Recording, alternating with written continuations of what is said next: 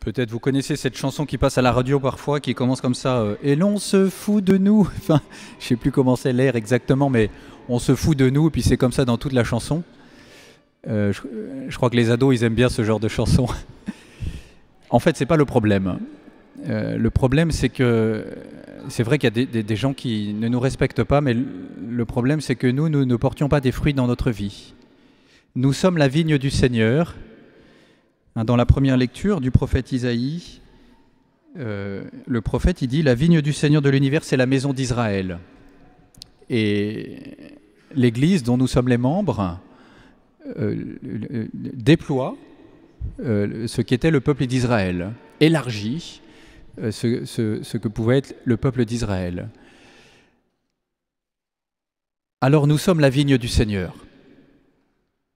La première remarque que je voudrais faire, c'est une vigne, ce n'est pas des petits arbustes qui sont plantés chacun à des milliers de kilomètres les uns des autres. Hein.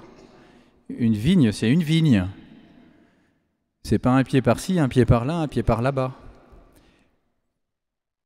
Nous sommes la vigne du Seigneur. Ça veut dire que Dieu a voulu que nous soyons ensemble maintenant. Les raisons qui font que nous sommes présents ici sont différentes pour chacun.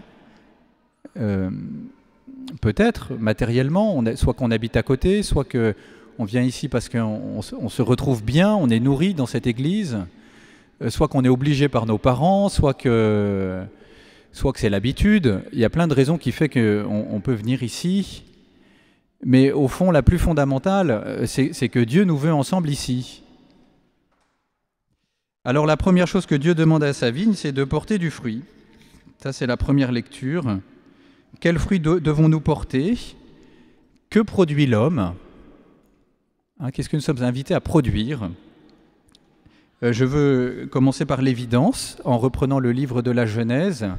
Chaque arbre, selon son espèce, est appelé à produire son fruit.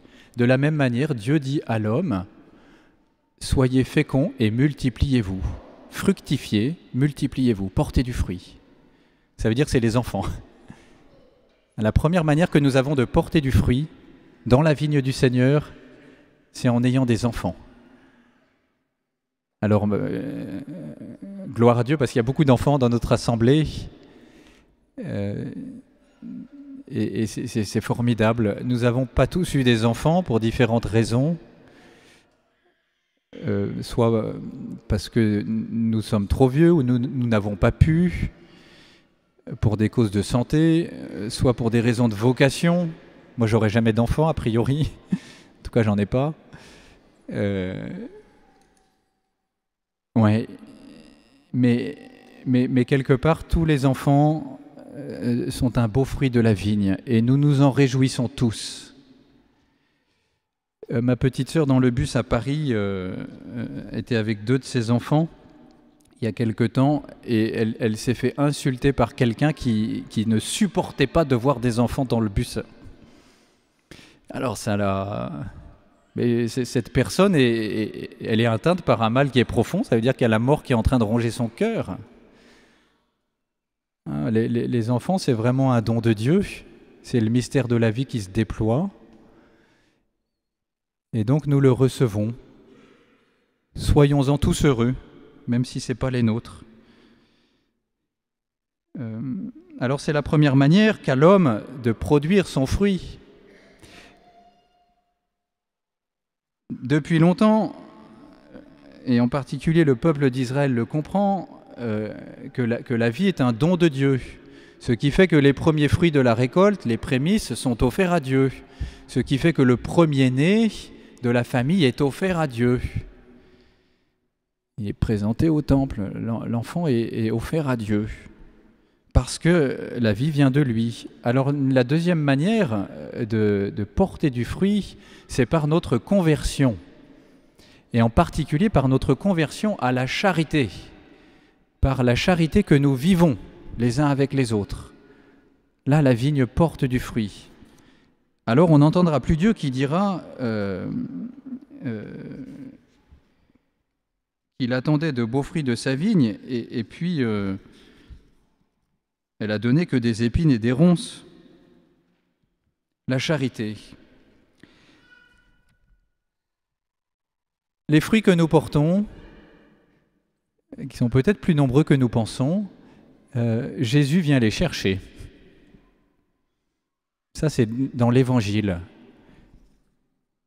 Dans l'Évangile, on entend le propriétaire d'une vigne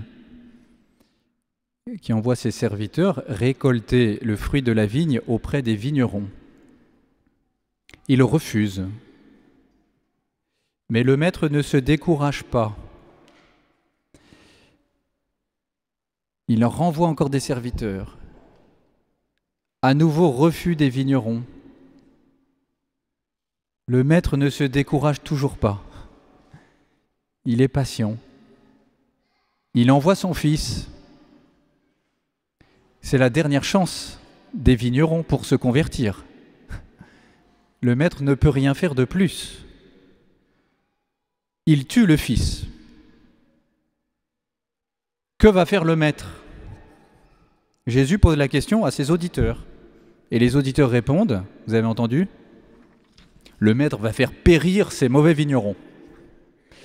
Jésus ne répond pas, mais il poursuit en citant une parole de l'Écriture qui est dans le psaume 118, qui dit « La pierre qu'ont rejetée les bâtisseurs est devenue la pierre d'angle. » Ça veut dire que on a rejeté une pierre pour la construction et il s'est avéré que c'était la pierre essentielle pour la construction. On l'a rejetée, mais elle est devenue la pierre principale, la pierre d'angle. Le fils du maître de la vigne a été rejeté. Jésus, fils unique de Dieu, envoyé par le Père dans sa vigne que nous sommes, a été rejeté. Et pourtant, il est devenu la cause de notre salut. Comment expliquer cela? Jésus le dit d'une autre manière dans l'Évangile selon saint Jean au chapitre 15, il va dire « Je suis la vigne ». Ça veut dire que Dieu, quand il envoie son Fils, il envoie pour récolter les fruits. Mais les fruits que vous portez, ils ne sont pas suffisants. Et vous le savez. Et les fruits que moi je porte, ils ne sont pas suffisants. Et je le sais. Alors du coup, Jésus se fait la vigne. Il prend notre place pour porter les fruits que Dieu attend de nous. Et pour porter avec nous les fruits que Dieu veut que nous portions. Ah là là, enfin, moi je trouve que c'est formidable. C'est formidable, ça veut dire que toutes nos bonnes actions qui sont magnifiques mais qui sont limitées et qui ne suffisent pas, par Jésus, elles sont complétées. Jésus vient compléter ce qui manque à notre charité. Alors, comment offrir à Dieu? Comment offrir à Dieu les fruits qui lui reviennent? Déjà, je pense par la fidélité. Vous avez entendu dans le psaume ces différents sentiments qui habitent le psalmiste. Souvent, ça parcourt le cœur du croyant que nous sommes. En fait, ça reprend l'histoire d'Israël, ce psaume. La vigne que tu as prise à l'Égypte, tu la replantes en chassant des nations. Et c'est vrai, Dieu a libéré son peuple de l'esclavage en Égypte. Il l'a replanté dans une autre terre qui était déjà habitée par d'autres, la terre de Canaan, qui est devenue Israël. Le peuple s'est développé, il étendait ses sarments jusqu'à la mer. Oh, merveille de Dieu! Mais voilà que le doute s'installe quand l'épreuve arrive. Pourquoi as-tu percé sa clôture? Les bêtes de champ la broutent. On ne comprend plus, Dieu n'est pas là. On a l'impression que Dieu est devenu absent. C'est l'expérience du peuple d'Israël, c'est aussi la nôtre. Mais ça continue, parce que l'homme se tourne vers Dieu en criant « Dieu de l'univers, reviens !» Visite cette vigne, protège-la. Seigneur, visite notre paroisse, protège-la. Visite notre famille, protège-la. C'est toi qui l'as plantée de ta main, alors protège-la. Et qu'est-ce qui se passe après? L'espérance qui renaît. Jamais plus nous n'irons loin de toi. Et l'espérance, elle vient avec la conversion. C'est-à-dire qu'avant de se préoccuper de ce que les autres vont penser de nous et qui se foutent de nous, eh bien on commence à se dire « mais j'aimerais plaire à Dieu ». Et pour cela aimer mon frère, même s'il ne me le rend pas. Ça, c'est la conversion. Ça change une vie. Alors c'est la première chose concrète, la fidélité, nous accrocher à la parole. Hein, quand je lis l'Écriture sainte, vous voyez, je lis le psaume. Si je m'arrête au milieu, je ne vais pas au bout. Alors que Dieu veut me tirer par sa parole dans l'espérance et dans la joie. Quand je m'accroche à la Bible, à la parole de Dieu dans la Bible, je suis tiré par Dieu dans l'espérance et dans la joie. Deuxième chose, le chapelet. Là, je donne des moyens spirituels. On est dans le mois du rosaire, mois d'octobre. Le chapelet est un moyen sûr pour nous unir. La vénérable Pauline Jaricot, qui cherchait à ce que les ouvriers de son époque, au XIXe siècle, puissent honorer Dieu dans la prière chaque jour, elle était inquiète de cela, alors que les journées de travail dépassaient parfois 17 heures de travail dans la journée. Et donc ça l'inquiétait, elle disait il faut qu'il y ait un moyen simple pour que les ouvriers et les personnes qui sont noyées dans le travail puissent honorer Dieu de leur prière. Alors elle a inventé le rosaire vivant, une œuvre où on se mettait à plusieurs pour prier le chapelet, chacun dans son coin, un petit bout du chapelet, et elle dit ça, quel bonheur d'être unis à des âmes aussi bonnes. Quelle est belle cette charité qui fait d'une multitude de personnes de tout âge, de toute condition, de tout pays, une seule famille dont Marie est la mère. Prier le chapelet fait grandir notre unité. Alors, je crois aussi que ça doit passer, pour que la vigne porte du fruit, par faire grandir de manière très concrète notre désir de connaître les autres, de nous intéresser à leur vie. Ça veut dire qu'on doit sortir de nous-mêmes, hein. C'est pas si simple, hein, même pour moi qui suis prêtre.